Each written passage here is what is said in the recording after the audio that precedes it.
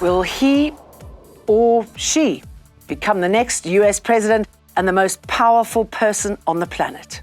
Protesting the biggest issue facing the Afrikaans language since democracy. For the first time in Africa, Cape Town hosts royalty and world climate leaders for the 4th annual Earthshot. Hello, I'm Jane Dutton. This is Eyewitness News.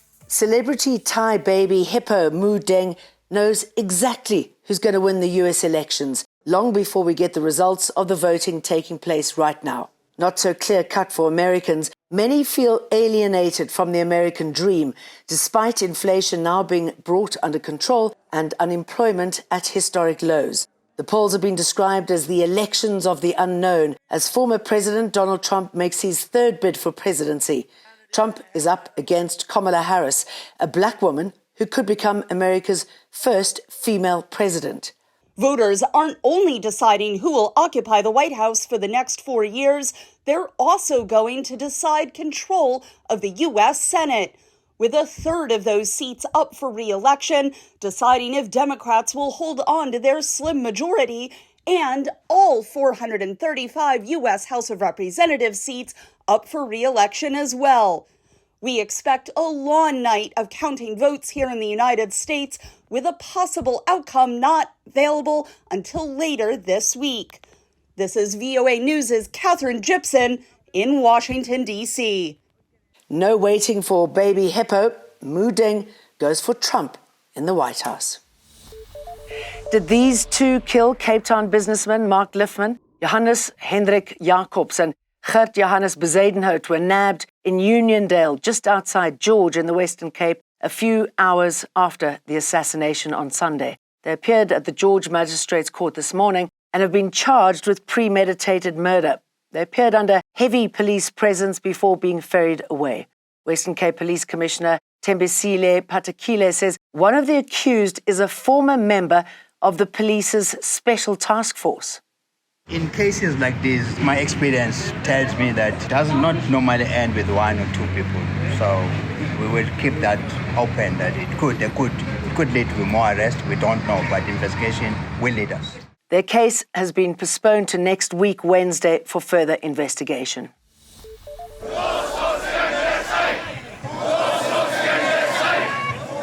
Angry and concerned for their future. Thousands of people have shown up at the Voortrekker Monument in Pretoria. They've been protesting the Basic Education Laws Amendment Act. Lobby group AfriForum says stopping the BELA Act is the biggest issue for the Afrikaans community since the turn of democracy. The BELA Bill was signed into law in September. President Cyril Ramaphosa delayed the implementation of two clauses that speak to school admission and language policies to allow for further consultation. No one's against the president. We're against Clause 4 and 5 of the BELA Bill. And we've been against Clause 4 and 5 of the BELA Bill since long before the 24th of May.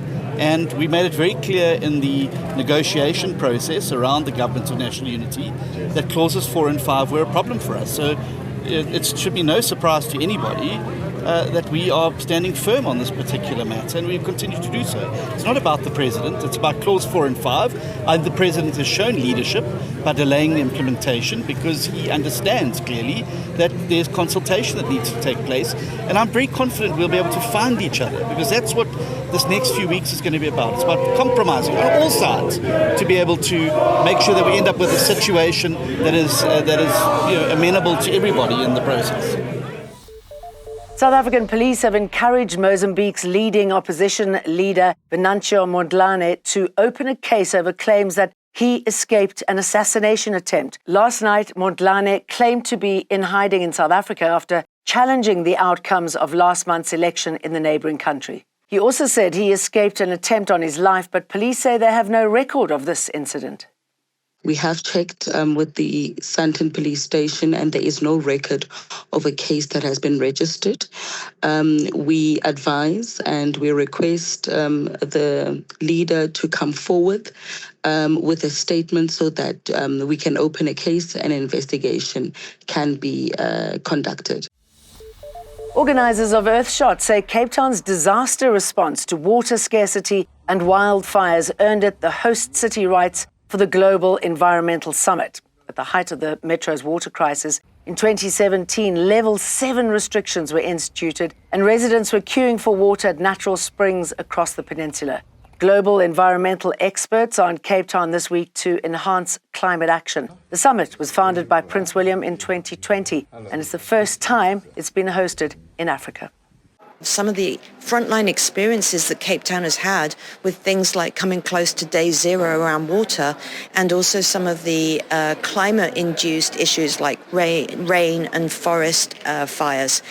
And we wanted to come here to celebrate Cape Town's commitment to moving to being more sustainable as a model to other cities and regions around the world. At least 1,000 eco-initiatives from Africa have been nominated for the coveted Earthshot Prize. 5 individuals or organizations will each walk away with £1 million for their winning Sustainable Development Initiative at their headline event on Wednesday night. You're the leaders. You are the people who are going to make the difference going forwards. The Earthshot Prize is your platform. Use it as you need to. We believe in you. Climate solutions couldn't come at a better time as Gauteng boils and the Eastern Cape freezes with snowfall in some places. And we know that fireworks cause serious harm to animals, and the Cape of Good Hope SPCA is calling for a quiet Guy Fawkes night tonight to protect pets and wildlife. The organization's Belinda Abraham says animals can hear a wider range of sounds than humans can, and the sound from fireworks is at least 7 times louder for them. We see pets running in blind panic through glass door panes and even into oncoming traffic. Thanks for watching. We'll see you for more again tomorrow when we have an update on the US elections. Don't forget to download our EWN app. Eyewitness News, in touch, in tune, and independent. For the latest, log on to ewn.co.za or ewn.mobi.